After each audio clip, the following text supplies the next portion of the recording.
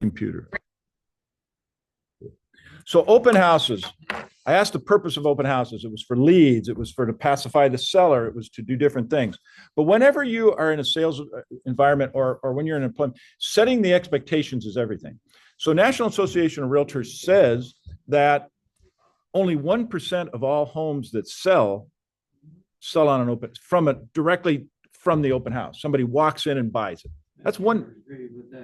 It is. That's what it is. So that is not the most productive thing a realtor can do to sell their seller's house, right? I mean, if it's 1%, where are you going to put all your effort? Into these huge open houses? That's probably not in the best interest. And who do we work for? The seller, right? So with that in mind, now you're sitting in front of the seller at your listing presentation. And I guarantee you, if you go on enough listing, somebody will say, yeah, we sold both our houses on open house.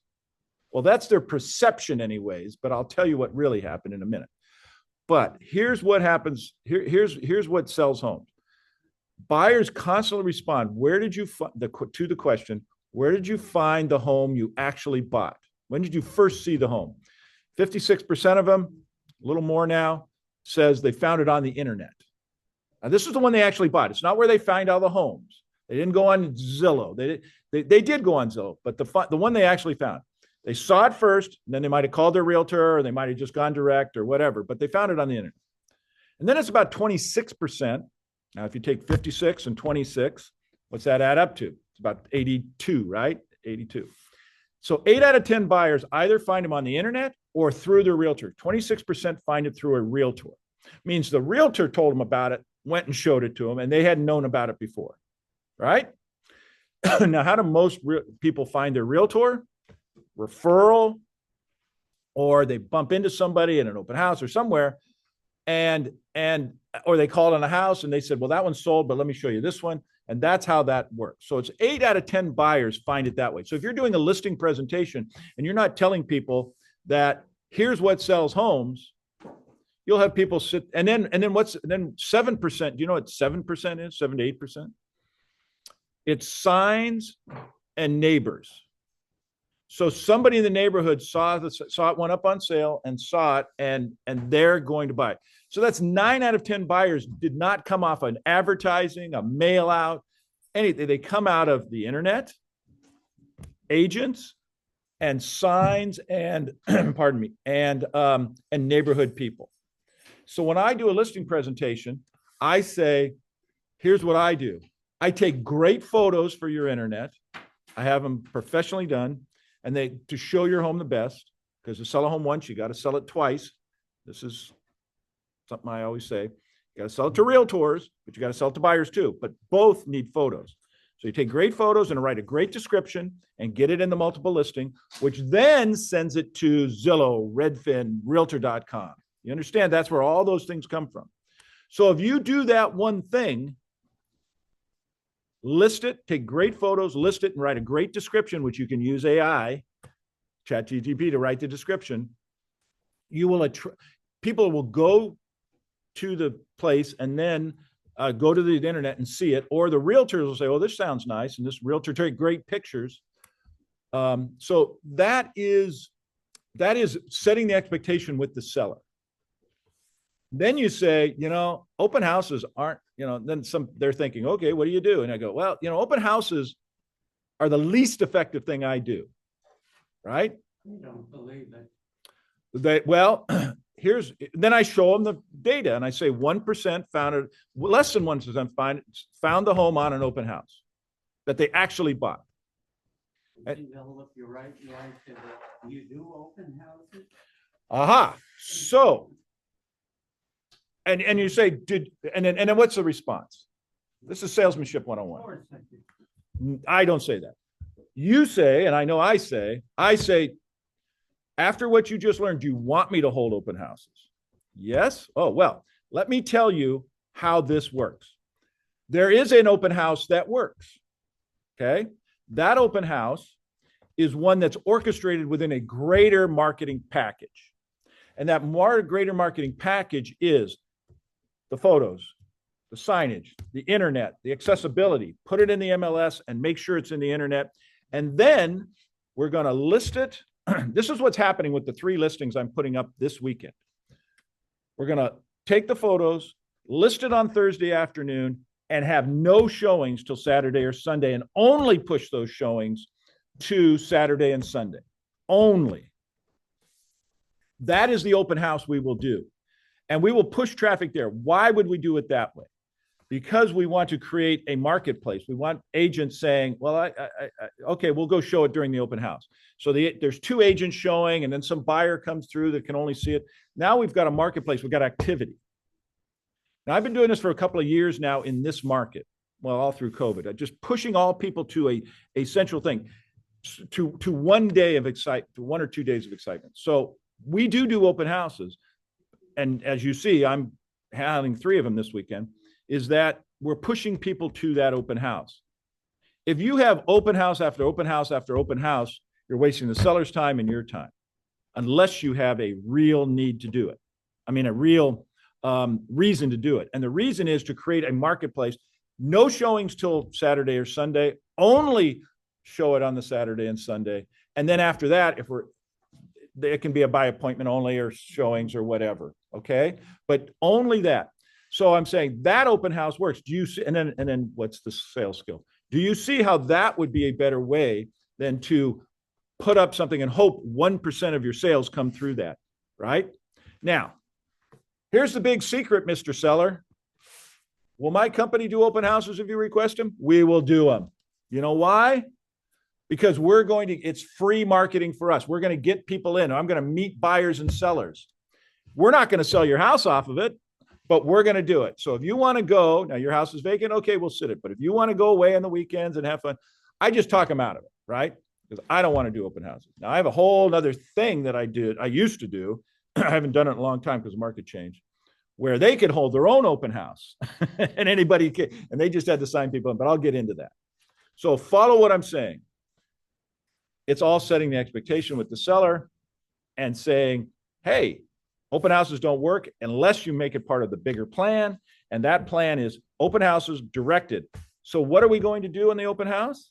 I'm going to send a flyer out, a postcard out to 100 neighbors around, because that's the 7% of the neighbors that grandma might want to have their grandson move across the street or vice versa. You know, that happens all the time.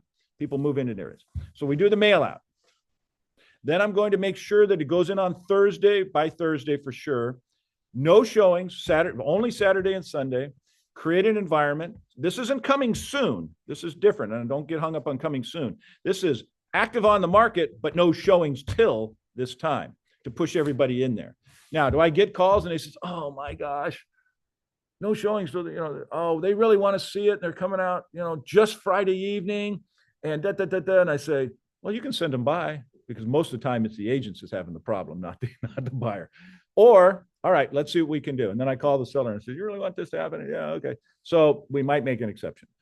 There's always exceptions to rules, but primarily you don't want to give in. You want to push everybody to the Saturday and Sunday open houses. It's been very effective for me over the years. We are selling these things in 4 or 5 days, getting multiple offers, even in these markets.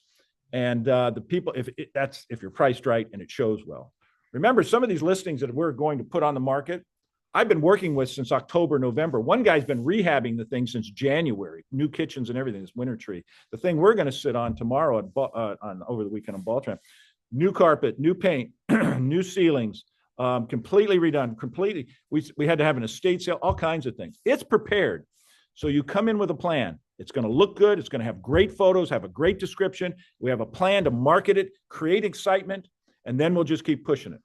The only other time to really have an open house is on a price reduction. Something sits on the market 60 days and it's not selling or getting offers.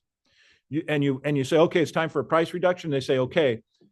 Then, and this is another class,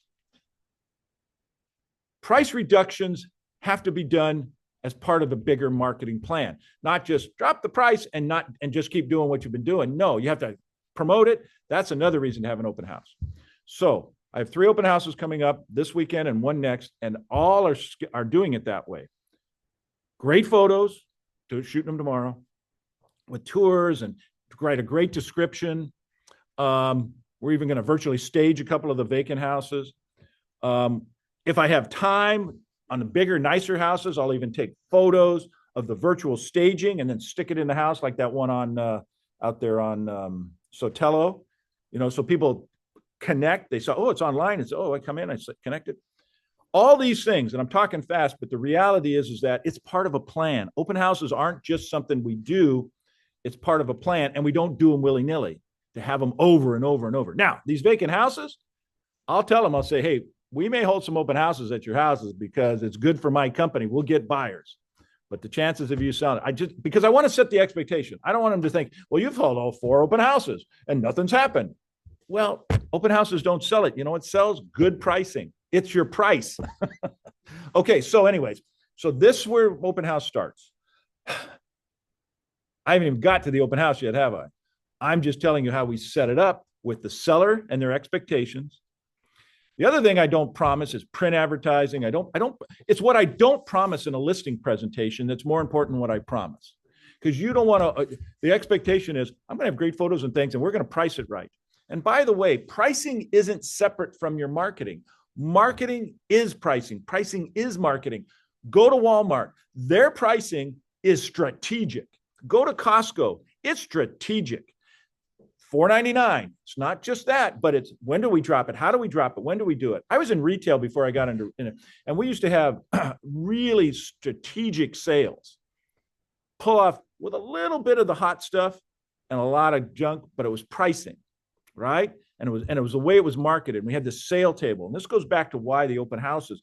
We'd have a sale table out front, and some new sales person would go out and fix the table up and make it all look perfect. And I'd send another one out there and I'd say, stand there for an hour and just move stuff around. Nobody goes to an empty sales. Nobody goes to an empty sales table. Anyways, this was in the 80s, so it may not apply now. But what I'm trying to say is we want to push people to this open house, create an environment. Hopefully they bump into one another. And then they go, oh, I really like that. Oh, and see, okay, so comments, questions? Yes. It's mostly good for the agents that do it because you pretty much can find a buyer. Okay, so that's a great statement, and I absolutely agree with it. It is a great look. You know what open houses don't work? It's the ones you don't hold, right? Yeah. You know what doesn't work? You know what door knocking doesn't work? The doors you don't knock. So that activity, and it's passive. They come to you. Most people are not knocking doors. Out of the 44, how many is it? 1,200,000 realtors in the United States. Realtors, not even licensees, realtors. Nobody knocks doors. 1% or 2%. But a lot of them hold open houses. Why? Because they come to you. So if you set it up right, you can have a successful open house. But here's the deal. You're right. Except that people hold open houses over and over and over again and never get anything out of it. Why? Because they don't have the skills to identify and connect with serious, qualified, motivated buyers, right? So you got to have enough. Now, will you have an open house and nobody come? Even in the best markets. I have taken naps on couches in houses that should have been sold. I have watched now that I have this phone and I Instagram, I spend a lot of time on Instagram. But other open houses, I don't have time to turn around. I'm bumping into people. So it is one of those things. It is passive. It's not proactive. You want to be proactive? Make a call, knock on a door, go to a party, hand out your card at every event you go to in the world. That's proactive. That's asking the question, hey, you're buying a house. But the people that come through, now the only interesting thing about, there's 2 types of people that come to open houses. Non-buyers and buyers. The non-buyers, neighbors, looky-loos, driving home from soccer practice. I just, hey, let's go see how they decorated it. And the nicer the house from the outside, the more people you get like that. That's okay, because we are in the long-term business. If you can capture some of those people, remember the last meeting I had and I said that most people are in homeowner experience and not in home selling experience. They're not even getting ready. But if you start building a database of people that said, and if you make a rapport and you talk to them, you say, yeah, no, we're just looking around. We're going to retire in a couple of years. Retire in a couple of years. That is, boom, in your engaged. Start sending magazines. Those people are going to be a sale in 2 years if you think you're going to be in the business in 2 years or a year. So let's set the expectation with the seller so you don't have to do a lot. But when you do it, your mindset is, hey, 1% comes through, I'm ready to go. But chances are that is not going to happen. So what is your mindset? You have to have the skills and look at the people that walk through as potential leads. That's all they are, right? Right? So your skill level on getting, now what kind of leads are they? Long-term, short-term. They're out, they've sold their home in Orange County, and they're out here without their agent looking around, right? Now, that's tricky because they may or may not have something signed with that agent, or that agent may not. Look, I have sold homes here and had people go to other cities, and I said, just when you find a home, let me call the guy and I'll get a referral. Let him do it, okay, if you like the guy. But I've also, anyways, I digress. I mean, I got off on a tangent. Here's the thing. You have to have the skills. So what is the number one skill that you need when somebody walks through the front door or up to the front door? No trick answer here. Just tell me, what are some of the skills you need? Communication skills, right? People do business with, this is Jay Douglas. This goes back to, this is not even 20th century selling. This is 19th century selling. People do business with people they like and trust. They don't have to know you well, but they have to trust you. So it's good that you set up.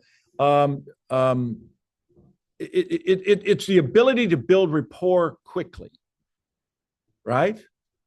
And the fastest way to do that is to show interest in them. Now, you want to do that in a couple of ways. Selling is asking questions to build rapport. So the first thing through the front door is what? Hi, how'd you find us today? I've been using that forever because it just works. And it tells you so many things. Well, we were just driving around and saw the signs and thought we'd pop in. Okay. Oh, we saw it online and we want to, are you out actively looking? Yeah. We sold our home in Orange County. We're looking. Oh.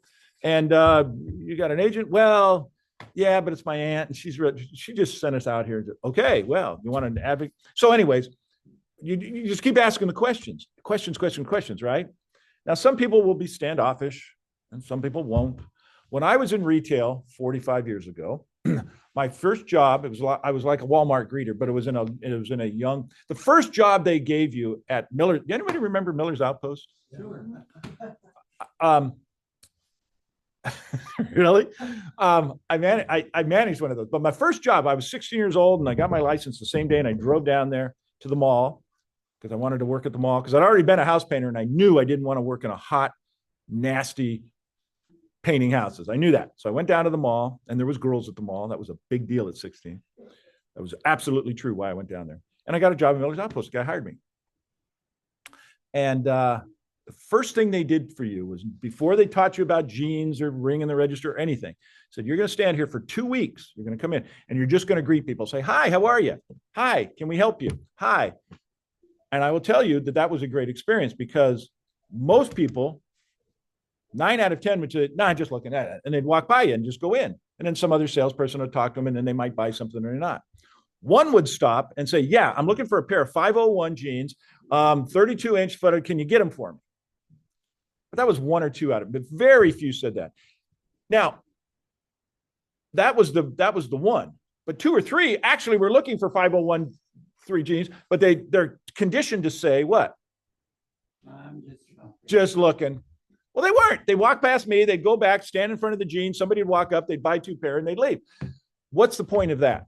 Is that you just keep asking the questions. You ask the questions. So, hi, what brings you in today? And it is important because what is more important? Well, I'll just tell you. Motivation is more important than qualification.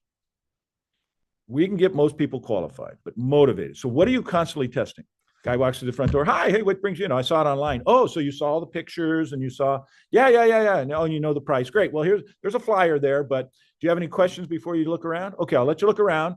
But by the way, are you actively looking for it here? Oh, yeah. We sold our house. Oh, you got your home in escrow? Yeah. Oh, okay. No. It's our first house. Great. That's great. Have you been working with an agent? No, we're just out looking around. Great. Have you had an opportunity to talk with a mortgage lender? Because here's one here. And I'll tell you, the market's so hot. Like if you fell in love with this house, if you're not qualified, you'll probably get beat. So you might think about that or things like that, anything. But you also want to just keep asking questions.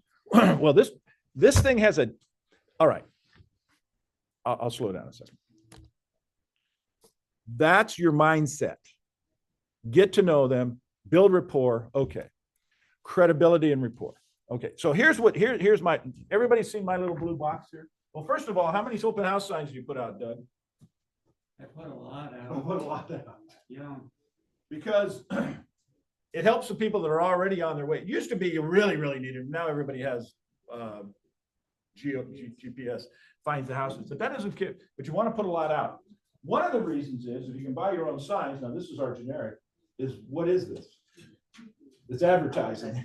It's a way to put an ad in the front, right? So you want a bunch of signs. We have some here. I just ordered about 25 more because I think we're going to be doing a lot of open houses. Am I still in the frame here? Can you see me? Okay.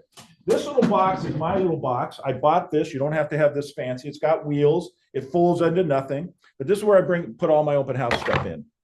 So there's some stuff in here. Oh, one of them is, it's not in here right now. But what do you take to an open house? What do you do? Flyers. Flyers about the house, right? What's that? Signs.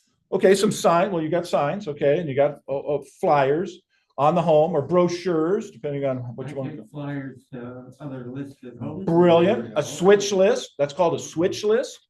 So if you got, we'll be sitting on a 4-bedroom, 2-bath, 1,700 square foot, built in the 70s in Poly District.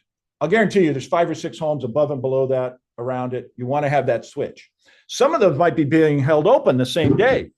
And before you go there, could you leave and go show them? Yes. If you have a serious buyer, you could leave and show them houses, right? That's why sometimes you have a team. Okay. But so what else do you take?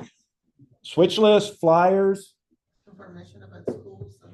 all of that. You want to be the area expert, right? All of that can be found on the computer too. You don't actually have to have all this, but you can go in and they say, well, we were just driving by here, but we really wanted to be like one of our houses is over here off of Central, and I think it's not Arlington, might be Norte Vista High or something. Yeah, but is this Poly? No, we really want to be in Poly. Well, we have one over here and this and that. So you want to be flexible and have your thing. So if you have I always have my computer and my hotspot up and running, right? All right, so there's that. What else do you want to have there? Just some paraphernalia. I have magazines that we put around. Hey, we're Better Homes and Gardens. Are you familiar with us? No, we're the magazine folks. Oh, yeah, I know the magazine. Grandma had it, or we had it. You know what? It's still a viable magazine. It's a lifestyle brand. And it gives me something to talk about, right? What else do I have in here? I have takeaways. I have my magnets, my little calendars. I always save some. They get kind of old in November this year, but I have a candle. This one is well worn. That was a Georgia peach candle. Why? Make the house smell. Right. Nice. Now that's such a cliche, but it's so true. I'm telling you, you buy some cookie dough and heat it up in the microwave so it smells, it changes it. It works on people's minds. I'm telling you, it works. I usually like candles though because I'm lazy. Booties. Now booties are interesting. You put booties by a front door and people will see them and some of them will automatically start putting them on. Some will kick off their shoes. They're there. Are they there? We put in this house over here, in 2 houses we put brand new luxury vinyl and new carpet upstairs and on the stairway in this one house. The truth is, do we really need booties on it in a dry day in California? Probably not. But what do booties say? They say the seller cares about this house and would like you to have booties on it. Now, oftentimes, even this $1 million house, we had rain going on, and if people fought it or didn't, I just wanted them to feel comfortable. Nobody cared. We just mopped up after them, and it wasn't a problem. So if they don't want to wear them, they don't want to wear them. But to have them there in a little bag is smart, okay? Then other paraphernalia. So everything's not just on face value. They say something about what you're doing, okay? I also have, now this one happens to be a listing thing for distinctive homes, but I will have a box or two over there with buyer broker agreements, with examples of offer forms. But one thing you got to do is, would you do me a favor, run and get one of the big signs? It's right up, it's sitting on my bookshelf in there, the big sign. Now you're all familiar with the new laws, and new to him, but we talked about it yesterday. The new laws that require two things. One, any buyer you're working with, you must have a buyer broker agreement with them, right? And that starts with what? Starts with an agency disclosure. No, I'm sorry. I meant I was not clear. You know, the big white one. Yeah. So, yeah. Thank you. I'm sorry, I wasn't clear. California law now says, used to be all about a settlement lawsuit, but now California law says anytime a licensee works with a buyer, shows property, starts talking about things, must have a buyer broker agreement. Okay. Or what about open houses where not everybody comes through? There's going to be a buyer broker agreement. We have a form, and I'm not going to go into it. You guys know them, and I showed it to you yesterday. It's the open house non-agency form. And what it really does is disclose to them this simple fact. We represent, if we're holding this open house, the assumption is that that is our listing, and we represent the seller, and we don't represent you. You have no representation when you walk through the door. Now, if you have an agent with you, that all changes, but because they're represented by them. But if a normal open house, that's the purpose. The purpose. I made these signs early on because I wanted two things to happen. I wanted to cover our rear, because if somebody refuses to sign that form that says, I don't represent you, I still want to cover my rear somewhere in the future. Now, I don't really hear anybody getting sued because they didn't tell them that they didn't represent them, but it's possible. If that person started asking you questions and you started answering them, you may be creating an agency relationship, right? Right, Doug? You can create an agency either implicit by writing by the agency. Now, agency disclosures, that form does not create agency. It discloses agency, the types of agency there are. But you can create it by having them sign an agency form. When you start communicating in a way that can lead them to believe that you're acting in their best interest. So we need to tell any buyers that we are not doing that, we are representing them. Now, if they're, some guy comes in, I ain't signing anything. Great. Did you read this? Please do. And I've shown you this, and I've disclosed it to you. Now, there isn't a judge or a jury in the world that's going to say, well, you disclosed it just because he wouldn't sign it. I can't make somebody sign it. That's the purpose of these things. That's one purpose. And the other is to start a conversation. I'm not demanding that you use these on your open houses. You can use it or not. I had them made. I like it because I've been holding open houses where I've had it out there and people come up to the door and they stand there and they kind of, what the heck? That's a lot of words. And then it gives me a moment to come up and go, hey, did you read the sign? Hey, don't worry about it. Let me tell you what it says. It says, I represent the seller here. We're the listing side of the listing broker. And it just lets you know that under California law, I need to tell you that you're not represented. Now, I'll help you and I'll answer all your questions, but you just need to know that. And by the way, would you sign in on my form here? Just put your name, number, and if you're represented by an agent. And I haven't had anybody refuse to do it. Okay. Now, sometimes if they walk in with an agent, I don't even address it. They got their own agent. Okay. All right. Is that helpful? Do you understand? So, we've done our open house. prep.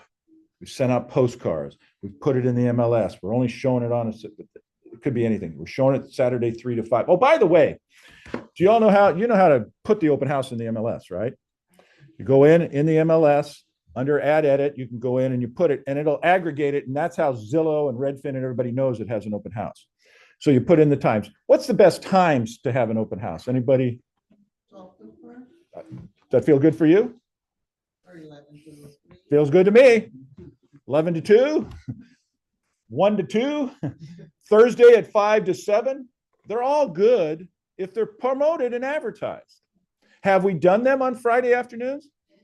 I've had listings across the street from schools and stuck signs out at 2 from 2 to 4 because I was hoping some of the moms and somebody would come in. So it's marketing, it's promotion. That's all fine to do. So it doesn't matter. So as long as you promote it and have those minimum times, we're going to be doing ours 12 to 3. We might even have the signs in the lawn and up and open it up before that, but we're going to have it pushed 12 to 3, 2 days, both of those days. And if we stay till 4, that's fine. I've had such successful open houses that people just kept coming and coming and coming. And then I've had things where at 2:47, I'm pulling signs because it's just over. So don't get hung up on those details. But if you do the prep, you promote it right, and you get it, you'll get active. And it's priced right. Remember pricing. Now, oh, by the way, maybe I should say this.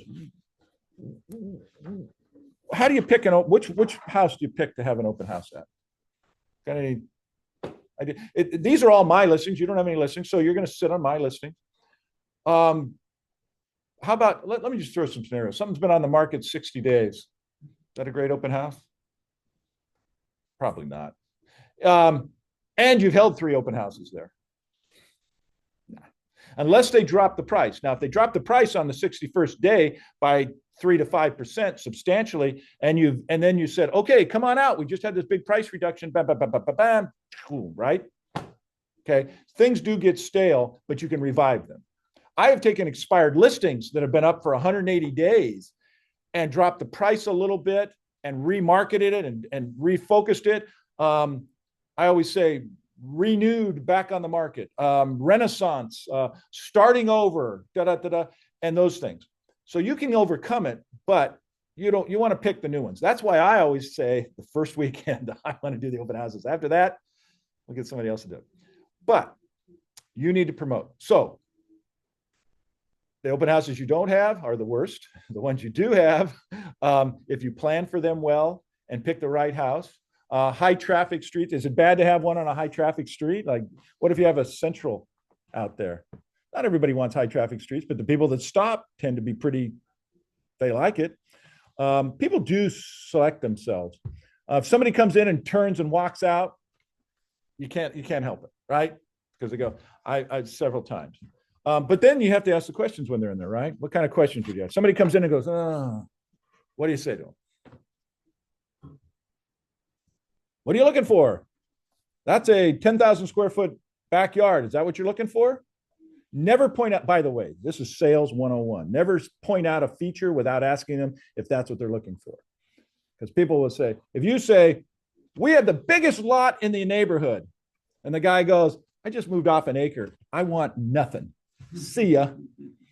Are you looking for a big lot? No. Are you looking for 4 bedrooms? Yes. Well, is one of those going to be your office? Yeah. Well, this one is a 3, but it has another room. Oh, that'd work. So you got to ask the questions. Anyways, so I've been all over the place here. Prep it by doing mailouts. Prep it by picking the right one. Prep it by be there on time, by the way. Nothing pisses a seller off more than saying you're going to be there and show up at 12:06. Just drives people crazy, particularly when they got their dog. Once in my career, I took a listing. They loved me. This was great. I was referred. I set up the open house and I couldn't be there, and I had somebody out of my office do it. Say, yeah, I'll do it. I'll be there. She didn't show. They hated me from then on. They hated me. I lost that list. I took her flowers and I took him donuts, and I said, I can't imagine how bad this is. Oh my God. I just, oh man. They never forgave me. be there and be on time. Okay, so I have this little box. Now, is it overkill? No, go prepared. You're a professional. Have the flyers, have things, and have that sign in, have switch lists. And what else might you do? What have you done in the past? Water, snacks, cookies. You could do that. Rarely people do that. I was, I'll tell you a quick story. 20 years ago, I went to some seminar and the guy, and I was more naive then. And guy said, hey, I always give them ice cream. So they have to go home. Then they don't go to I think it was Tommy Hopkins said this. I had these little pints of ice cream or little popsicles I'd give to the kids. And then they couldn't go to the next house because it was 100 degrees out and they had to go home. And they went. So I was the last one they saw. And then I'd call them and I go, oh, okay, that sounds great. I had a bunch of popsicles melt inside my little cooler. It was just dumb. You can do those things, but don't over hang your hat on these gimmicks.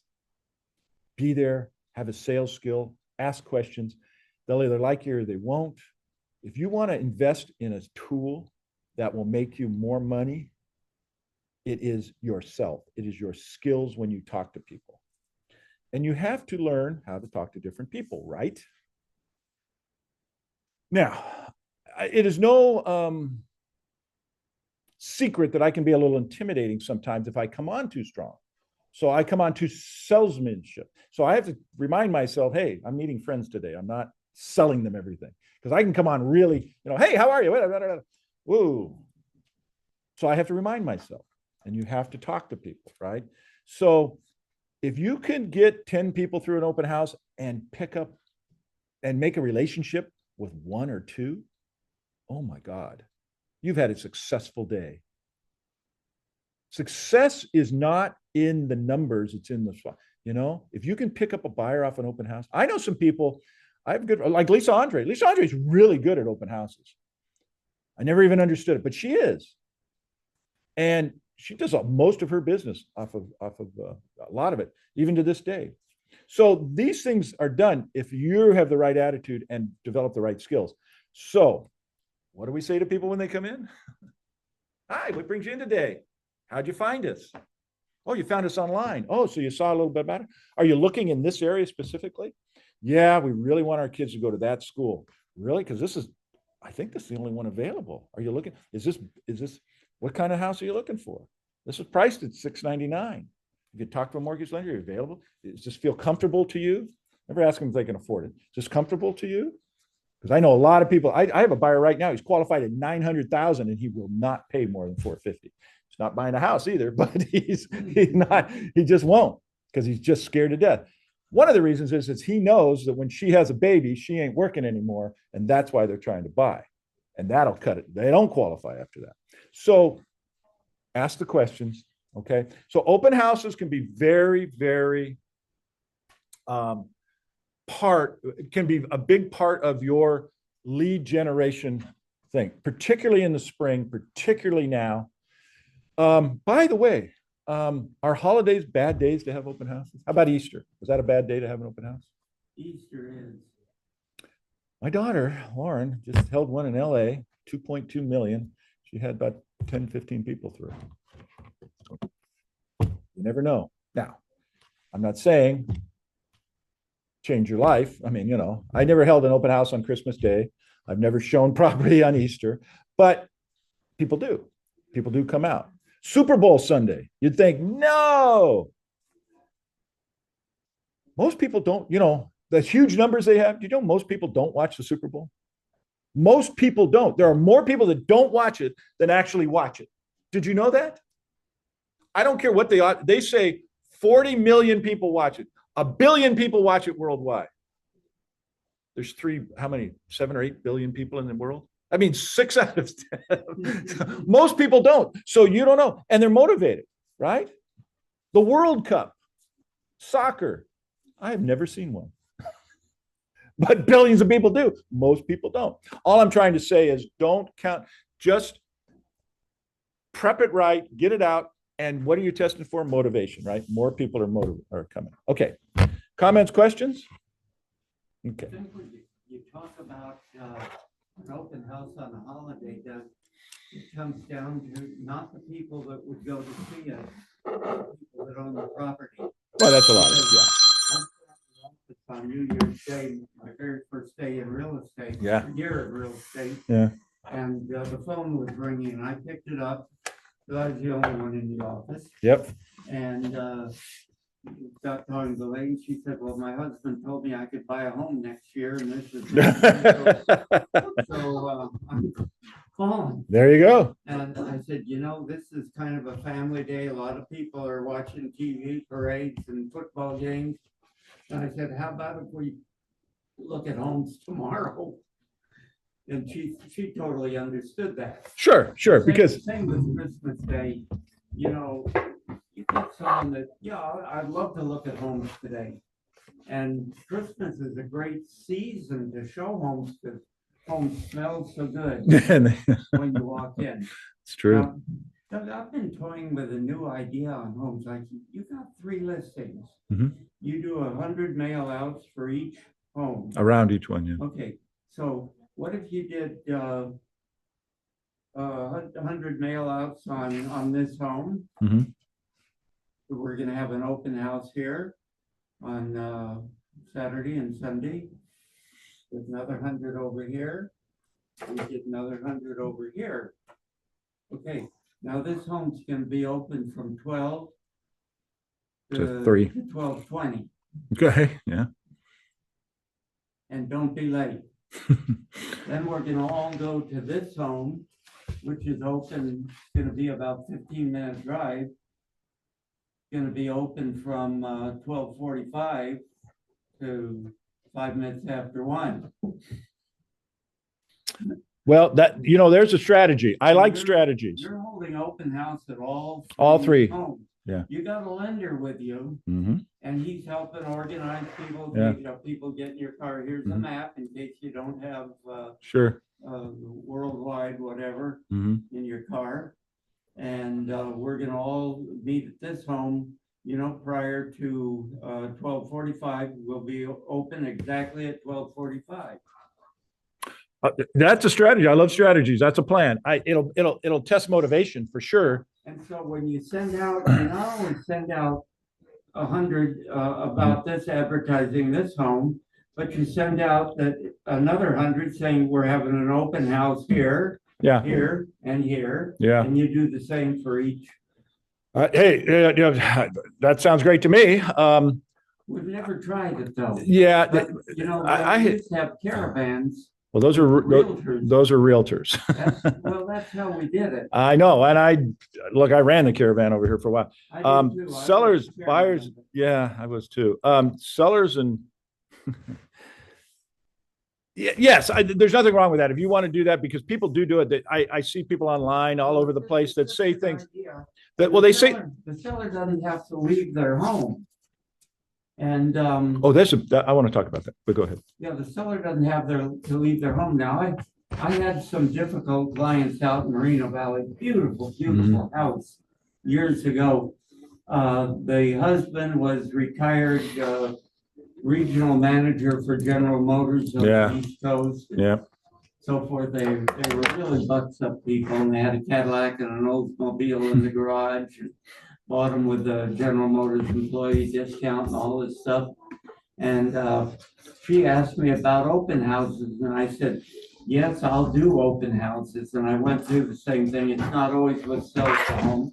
And I said, I'd like to do a broker's open. Yeah. To let the brokers see the home. And she said, well, what's this broker's open about? You know, and I said, well, you know, I'm going to advertise it probably for either noon on a Friday, something like that. And we'll get as many from the real estate community as we possibly can. And I'll bring in, or I think I said, I'm going to cook some tacos or some chicken or something. I said, Sure. and she said, what gives you the right to think you can cook in my kitchen? And I thought for a moment, I thought, oh, with 3 to 6 semesters at the Cordon Bleu help you at all, you know? Well, Oh my God! But anyway, I ended up just having some really light snacks. She did not want fried chicken, too greasy. She did not want Well, hamburgers. everybody, as you know, everybody's unique, and that those are great ideas. Now, a broker's open's a whole nother thing we haven't talked about. I just had one over here, and they serve their purposes, but everything's part of a bigger marketing plan, and it's not just reacting to what the sellers want or don't want, because that's it. It's our job to guide them in the right direction. No showings, and you have to be at every showing. I don't want only showings Tuesdays and Thursdays. Well, maybe you shouldn't list with me because that's not going to work. You want to market your home. It's that kind of thing. So you want to make sure that you're in control. But before that, have a real plan. I will tell you this: you're to segment it. People try to do that. Hey, we have these huge open houses. It's only open from 1 to 1:45 on this Saturday, and anybody wants to come. That's great. Depends on the market you're in, for one thing. Because people just go, screw you, I don't care, I'll go to the next one. But when it's tight, the most important thing is creating excitement on that home for that home's reasons, right? It's that home's reasons. And now I like tying the open houses together. In fact, two of these are within a mile of each other, Winter Tree and Balford. Now they're different houses though. One's a a 2-story, 2-floor, and one's on a corner. But they're geographically and they're in Poly. Then the third one is out off of Central. I think might be Norte Vistas. I don't know. Anyway, so they're a little different and they have different needs. However, they're priced pretty close together. So are we going to tie them together and suggest, and I'm going to send people? That's one of the reasons we're having all three on one day. Those are great ideas. I have a hard enough time trying to get people to show up on time anywhere. So it'll certainly, when you do something like that, it'll test motivation. The people that show up and go to all three of those, that's a buyer. Yeah. That's a serious buyer because they want to know and they want to get it done. So yeah, I don't know. That's something to do. We'll do it next time. Can be really, really important. Oh, they're super important. I had a doctor buy a condo up Central Avenue. Mm-hmm. Those condos on the corner of Central and Victoria. Yep. Never lived in, never moved into it. He just wanted a Poly address. Oh, for tax bill sent to that home. Maybe that was for his kid or something. He wanted his kids in Poly. Yeah, that's it. He had a gorgeous home kind of out in 92508. I kind of did the same thing. I lived in the Paris school district, and we ended up. My kids went to King. I had a Orange Crest address. So, okay. So the reality is that open houses can be what you want them to be, but more importantly, they should have a plan and a strategic, and your expectations are everything. Have you failed if nobody comes? Maybe if you did nothing, sticking a sign on the lawn or somebody else's lawn. Now we have challenges too. City of Corona does not allow signs. They ban signs in any public fairway, right of way, anything. You can put them on private property. So that's a little challenge, right? So if you have a house on the cul-de-sac that I'm going to have out here, I can put one in there. I have to go to the neighbor. I can't even that means on a sidewalk. That's a public place. So you have to go to the neighbor and say, can I stick a sign in your lawn? Then you go down to the next one. Can I stick a sign in your lawn? The gas station, can I put a sign on your property? You can't have them on the same. So those are some challenges there. But by the way, the reason that we got banned. Those are sales calls when you walk up to they absolutely, well, there's a good point, right? And oh, by the way, when you're setting signs and things, the more you can involve and be polite and do it, because, people are very territorial about their neighborhoods. But anyways, all of that is details. Don't worry about much of it. The truth is, if you plan it, which we have, you show up on time, be prepared with something to say, ask a lot of questions, be yourself, and just get to know people. You will connect with somebody, right? I open houses and people come through that have limited English. I don't connect as well, but other people do. That's why sometimes when Danny's with me, he connects. And they pick up and they get, and it's also about getting lists of people's names. If you get their name and number and an address and you don't really feel you connected, have somebody else call them. If you don't feel you connected, have your wife call them. Have another agent call them. They don't like guys with beards. I don't know. That happens. So, you just have a list. Remember that our job is to in that context right there at the open houses, your skill is to get people to feel comfortable with you, and I like to say like and trust you, at least not be offended, and have they feel that you're competent. Now you have to prove that over and over. So that's kind of what I wanted to talk about today. And you can see I have different tools, but when we show up out here, Monique has her own signs with her name on them, which is an advertising in an area. Jasmine and Sandy are going to hold my other one open on Winter Tree, and we're going to be on Baltran. Baltran has new carpet, paint, flooring, all redone. Winter Tree has a whole new kitchen, everything. And then Montclair that Monique's holding open has gorgeous floors, but we went over and staged it all too. So I'll talk more about that. All right, open houses. Don't be afraid of them. Understand them. Make sure your seller has an expectation that even a low count, if you get good buyers through, but understand that you're probably not going to sell it because of the open house. So let me make that clear.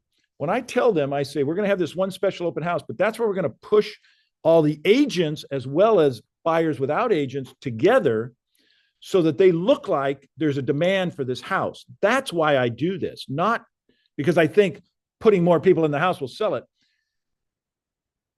You show up with a buyer, you show up with a buyer, and you show up with a buyer, and you're all in there. One of those buyers is going to love it and say, oh my God, look at all the activity. I better make a full price, better offer. You get the point? That I think I missed that. I didn't expand. That's the purpose of the condensed one time, first time on the market. And if you don't believe that people follow it and go to those houses that are brand new on the market, they do. That's a big deal. That's why it's the first open house. First showings, you advertise in the open house. First showings, Saturday and Sunday, people will come. Okay? Comments, questions? I know like a team that does open houses to promote the listing and to grab, clients. Well, that's exactly what they do. But it's mostly just, you have to have the expectation. If you're telling your seller that they expect to get a sale off their open house, only that people that a realtor brought it or somebody found it online and came to the open house, because that's the only time they could see it. They have to understand that that's why you're holding the open house. Otherwise, those same people would come see this house, open house or not. Do you get that? It's one, they're not buying the house because they just, we were out, shoot, we were having tacos, but let's buy a house. They don't do it. They find it online, they find it through a realtor, they go through it. Okay? How many times have you sold a home at an open house? Well, I sold one of my first homes in Manhattan Beach. I was sitting on this, and I was so green. I was sitting on this beautiful house in Manhattan Beach, and this guy walked in and he goes, yeah, I'll take this. Yeah. I had no idea what to do. No idea. And I called on a landline, my broker, and they came over and I said, well, and he said, bring him into the office. So we went over and we did it. Yeah. It was, God, I wish I had it. It's probably a $15 million house now. In 1980, it was probably under 6. I've only sold one, and it was Jim Mills' house. Do you remember Jim? No. The old-time realtor. I don't remember Mills. Then, I because I'm aware of how this works, people have walked in and bought it. And one of the issues is I have a hard time. I don't like to double end a lot of things. So I send them off. But I have once or twice in the 1,500 homes I've sold or more. Okay. Comments, questions, needs? So we're going to meet you on Saturday, about 11-ish at the house. If you want to go by before that, there'll be a lockbox on it. Hello, Fernando. Fernando's a guy that holds open houses. I know he does well at them. Okay, comments, questions? No? You're good? Bertha, what can we do for you? See him? All right, perfect. Oh, yeah, you coming in too? They're coming in? Okay, good. Thank you, Doug. Thanks for your input. Let's limit some time next time we're out. Let's limit it. Or just invite people. Or say, the other thing, when you start thinking about that, you can say special pre-show. Oh, pre-showings are a big deal. Pre-showing. That's what a broker open house is. Pre-showing, and you want to sell hey, come see it first. By the way, a broker's open house is when you just invite brokers. The last one I had was on a Thursday evening. And I went over to Stater Brothers and bought two $20 trays of charcuterie meats and things, and 2 bottles of wine, and sat it out there, and they were as happy as they could be. They just loved it. Cost me less than $50, and everybody, oh, this is great. Because that's not what they come for. They come to, but you got to pick your house. You don't have a broker's open at a X rental with bad carpet and stuff, and you just don't do it. Anyways, okay. All right, thanks. You get off with him. You and well, we're good. I mean, you just have to show up. I'll have it all self-contained. You're going to do some of the work for me, by the way. You're going to set some of my signs and things. But it'll be good. Is Stephanie coming? Yeah, she's excited. She wants to be there. Okay, Saturday. Okay, I'm going to get you started, and I have to leave that Saturday. I was informed that I have a dinner that I must be at 4:30. Not everything's my time. Sometimes the family has other things to do. All right, good. Thanks, guys. Was anybody else online? Just you? Just you? All right. So that's a recording that I could go back and. Yeah. As soon as I close this, it'll record. Yeah, I know. There's a lot coming at you, right? Yeah, recording. How do I stop it? How do I stop it?